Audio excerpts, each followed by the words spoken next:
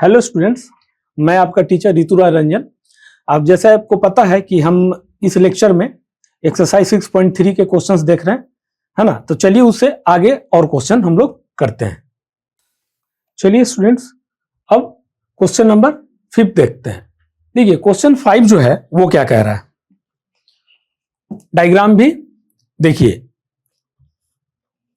Question number 5 क्या कह रहा है, S and T are points on side PR and QR of triangle PQR such that angle P is equal to angle RTS, so that triangle RPQ similar to triangle RTS। तो student diagram में अब देखिए यहां S and T points है on side P R. तो diagram आप कैसे बनाओगे, देखो कुछ बच्चे ऐसे बना सकते हैं, कुछ किसी और तरीके से बना सकते हैं। मैं आपको समझा रहा हूं। एस एंड टी जो है वो पॉइंट है किस साइड पे, पी आर पे और क्यू आर पे, यानी कि पी आर और क्यू आर पे साइड्स है। तो पी आर क्यू आर कौन सा ट्राइंगल बनेगा, तो तीन साइड से एक ट्राइंगल बनेगा सर, जिसका नाम होगा पी क्यू आर, इस तरह से। तो यहां पे स्टूडेंट मैंने यहां बना दिया है पी क्यू आर। इतना समझ में आ गया, क्योंकि साइड एस और टी किस पे है, पी आर पे है और क्यू आर पे है। तो हमें पहले ट्राइंगल बनाना होगा। मैं समझा रहा हूं आपको बहुत अच्छे तरीके से। पहले ट्राइंगल बनाना होगा। तो कौन सा ट्राइंगल बनाएंगे, पी क्यू आर, यही बनाएंगे, इसी ये पता चला। अब पी क्यू आर पे स्टूडेंट आ गया। अब कह रहा है कि S and T R point है किस पे, पी आर पे। एस पी आर पे है, देखिए पी आर कहां है, पी आर है, एस पी आर पे, ठीक है साइड। और टी जो पॉइंट है क्यू आर पे है, टी जो है क्यू आर पे है। समझ में आ गया। तो डायग्राम बनाना पहले आपको आना चाहिए। तो आप पढ़ोगे एक दो बार क्वेश्चंस को तो आपको क्लियर समझ में आएगा। पी क्यू आर ट्राइंगल पता चल गया, और एस टी जो है वो साइड्स है जो कि लाई कर रहा है किस पे, पी आर पे और क्यू आर पे, है ना। ये चीज क्लियर। अब आइए स्टूडेंट, गिवन में क्या क्या है। एंगल पी एंगल आरटीएस के बराबर है। एंगल पी कहां है, देखिए आप, एंगल पी, तो आप बोलोगे सर ये रहा एंगल पी, किसके बराबर है, एंगल आरटीएस। तो कौन सा एंगल होता है, बीच का, बताया था ना आपको, है ना। आप पढ़ के भी आए, मैं बताया भी हूं आपको सो मेनी टाइम्स। तो एंगल टी, तो RTS, are T S, are T S इसमें, तो यानी कि ये वाला एंगल और ये वाला एंगल क्या कह रहा है, बराबर कह रहा है, इक्वल कह रहा है।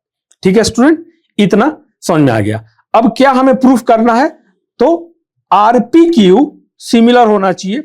आरपी क्यू देखिए पहले आप, आर पी क्यू यानी कि ये 12 वाला ट्राइंगल जो है ना, सिमिलर होगा आरटीएस के, आर टी एस के। ये 12 वाला ट्राइंगल आर पी क्यू वो सिमिलर प्रूफ करना है किसके, आर टी एस के। ठीक है, बड़ा वाला छोटे वाले को सिमिलर शो करना है हमें। तो चलिए आइए इसको सॉल्व करते हैं, बहुत ही आसान है स्टूडेंट। देखिए गिवन में हमने पहले लिख दिया, एस टी जो है पॉइंट है sides P R and Q R पे, ये चीज आपको समझ में आया। अब आ जाइए, angle P is equal to angle R T S. Angle P और एंगल आर टी एस ये आपस में क्या है, इक्वल है। प्रूफ क्या करना है स्टूडेंट, बड़ा वाला ट्राइंगल आर पी क्यू है, आर पी क्यू प्रूफ कर रहे हैं, मतलब सिमिलर प्रूफ करना आरटीएस के, आर टी एस के, या आर एस टी कुछ भी लिख सकते हैं आप, है ना। बस ये है कि इसको बदलोगे तो इसको, क्योंकि एंगल चेंज नहीं होना चाहिए। तो यहां पे देखिए पी आर क्यू है तो आर टी एस है, उसी तरीके से ही हम प्रूफ करेंगे, है ना। एंगल चेंज नहीं करेंगे, एंगल बीच का होता है, बीच में रहेगा। चलिए अब प्रूफ करते हैं। ट्राइंगल पी आर क्यू या आर पी क्यू की बात कर रहे हैं हम। ट्राइंगल आर पी क्यू मतलब एक बड़ा ट्राइंगल, और आर एस टी या आर टी एस ये छोटे ट्राइंगल को हम लेते हैं।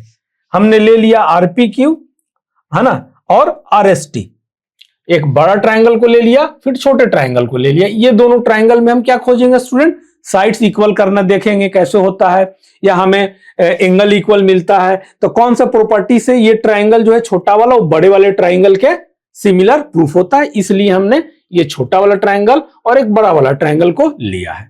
चलिए अब देखिए, आरटीएस इज इक्वल टू क्यूपीएस, क्या है गिवन है ना, आरटीएस आ जाइए, आर टी एस किसके इक्वल है? QPS, QPS, QPS इसके। देखो ये आप अगर बात कर रहे हो ना स्टूडेंट, तो QPR भी आप लिख सकते हो, QPS भी आप लिख सकते हो, है ना।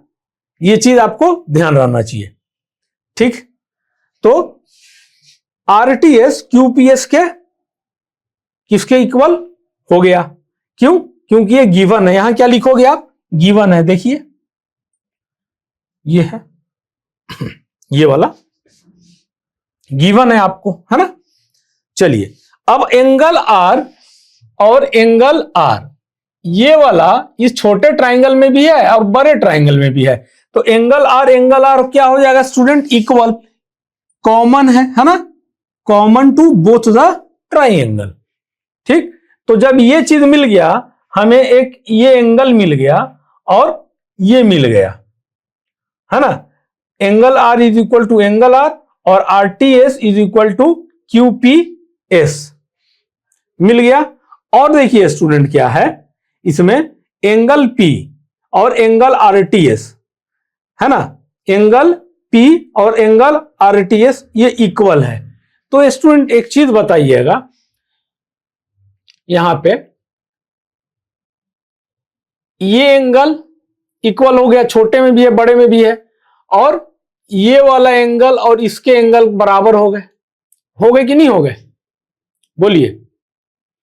ये एंगल इसके बराबर हो गए और ये वाला दोनों बराबर हो गए, ये इसमें आ गया। तो अब क्या बचेगा आपके पास? ये ट्रायंगल बचेगा, तो ये ट्रायंगल बचेगा, तो वो क्या हो जाएंगे? आपस में इक्वल होंगे कि नहीं होंगे? होंगे ना, बोलिए, होंगे कि नहीं? बिल्कुल। तो इस प्रॉपर्टी से हम क्या कह सकते हैं? RPQ RTS के सिमिलर प्रूफ हो गया। RPQ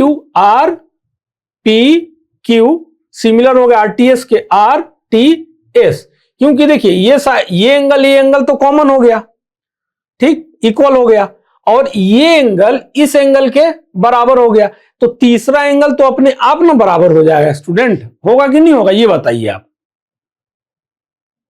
होगा ना, ठीक है। तो ये हो गया। तो हम क्या कर सकते हैं, किस प्रॉपर्टी से ये हुआ? तो बाई ट्रिपल या डबल ए सिमिलैरिटी, क्योंकि आपको पता है ना कि डबल ए सिमिलैरिटी जब आ गया by A similarity, double A आ गया स्टूडेंट, तो ट्रिपल ए हम नहीं जाते हैं, क्योंकि ये मानते हैं कि दो एंगल, जब दो ट्राइंगल का दो एंगल आपस में इक्वल है तो तीसरा बाई एंगल सम से इक्वल होता है। यही प्रॉपर्टी, ये कारण है यहां पे डबल ए सिमिलैरिटी लिखा गया, है ना। तो RPQ सिमिलर हो जाएगा RTS के, ठीक है। ये वाला छोटा ट्रायंगल सिमिलर हो जाएगा बड़े ट्रायंगल के, कोई इशू नहीं, आसान था, है ना। ठीक है स्टूडेंट्स, आज के इस वीडियो में इतना ही क्वेश्चंस। अब हम लोग नेक्स्ट में आगे के क्वेश्चंस को देखेंगे। Thank you students.